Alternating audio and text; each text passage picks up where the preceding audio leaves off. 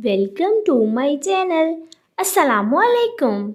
हमारा आज का बेबीज़ बॉयज़ नेम है मुर्तसिम।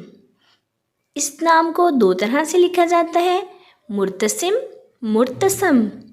इसके इंग्लिश में स्पेल्स है MURTASIM, MURTASAM, मुर्तसम। इस नेम का मज़हब है इस्लाम और इस नेम का जिन्स है लड़का। ये एक इस्लामिक नेम है और लड़कों के लिए रखा जाता है ये नाम। इस नेम के मायने हैं नक्श पकड़ने वाला, नक्श उतारने वाला। मुर्तसिम। इस नेम के हरूफ की बात करें तो उर्दू में 5 हरूफ के साथ एक लफ्ज़ बनता है और इंग्लिश में इसके 8 लेटर्स 1 वर्ड, मुर्तसम।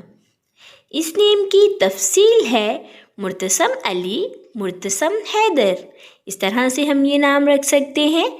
आप भी अपने नाम का मायने जानने के लिए कमेंट्स में अपना नाम लिखें और मायने जानिए। एंड अपने नाम की स्पेशल वीडियो बनवाने के लिए भी आप मेरे कमेंट बॉक्स में अपना नाम कमेंट कर सकते हैं। And please like the video, subscribe my channel. Okay dears, फिर मिलेंगे न्यू नेम न्यू वीडियो के साथ। अपना ख्याल रखिएगा, दुआओं में याद रखिएगा। अल्लाह हाफिज़।